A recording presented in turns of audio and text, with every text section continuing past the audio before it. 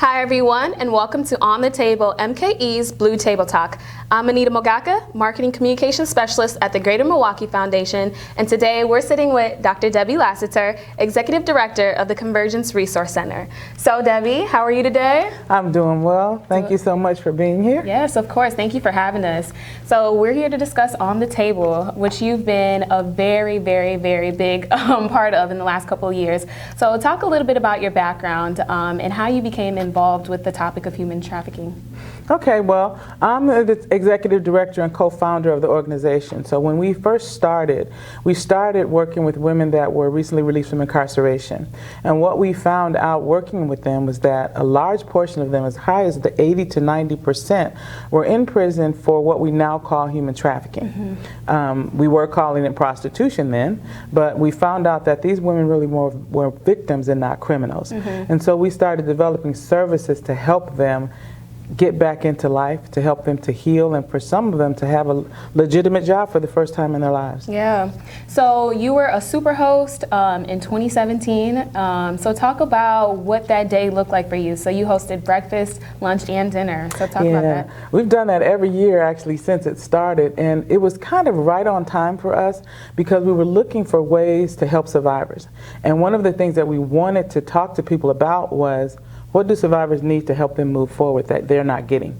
And so we invited people that we thought could help answer that question. And during the course of those talks, we began to come up with some ideas that we could implement, and we created some trademark services as a result of it.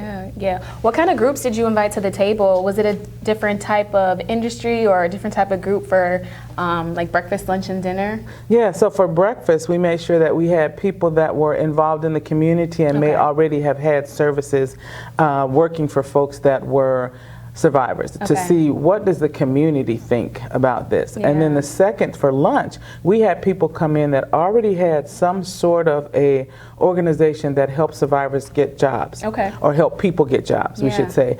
And then the third group, of course, you must always include survivors. So we had dinner with the survivors to share with them what we had talked about and see where they think we should go next. Because if you're going to work with survivors, the best tool in your toolbox is a survivor. Yeah, that's great. I think it's really important when people are working on issues to really bring the people in that are affected by that. And so, you know, I think that was definitely a great turnout. So what other things came out of On the Table as a result of the work that you've been doing? So just like everything else, some of the ideas that came out of it, you know, were like a balloon that went down and nothing happened. But the ideas that really came out of it and went forward were we developed a program called SWISH, which is Solace Workforce Integration with Specialized Help. I'm an acronym nut. I love acronyms. So you will hear a lot of those. But what we've developed is a workforce program for survivors that trains not only the survivor, but the employer. So it sets the atmosphere for where she's going to be working to be an atmosphere set for success. And then coupled with that, we provide a lot of psychological services to help them be able to move forward. So those are all incorporated in. Nice. So how did you go about choosing who to collaborate with and the employers and really securing those partnerships? We actually went from the group of people that showed up at On the Table. So we have about 8 or 9 employers, and I'll say at least 7 of them are people that were involved in our On the Table talk.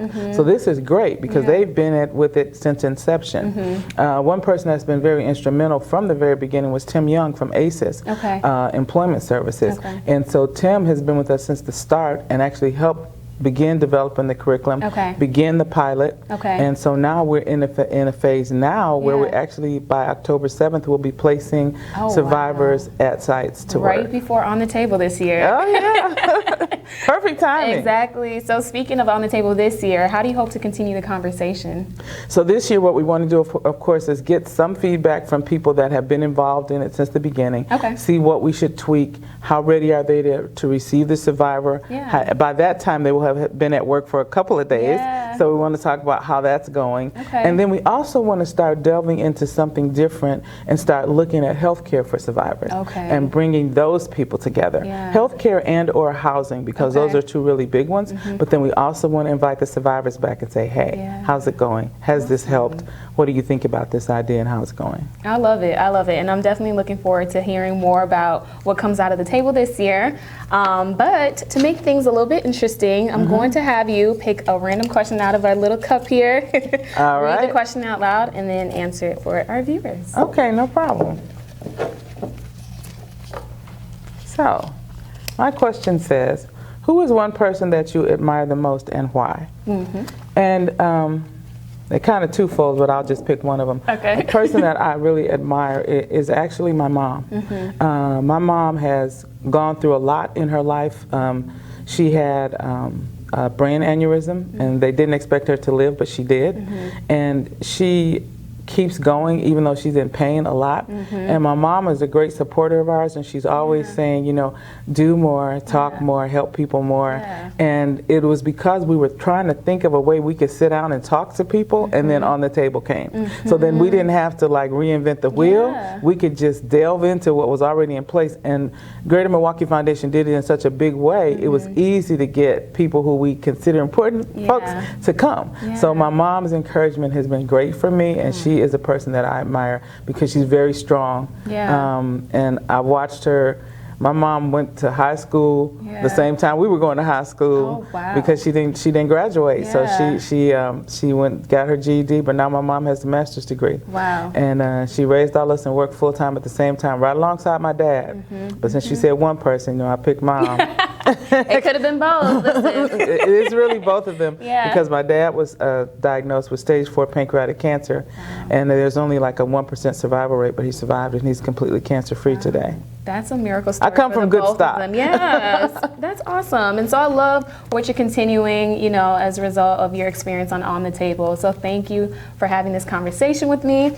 And if you are interested in joining On the Table on October 10th, 2019, go ahead and visit onthetable.mke.org for more information or to host your own table. Thank you.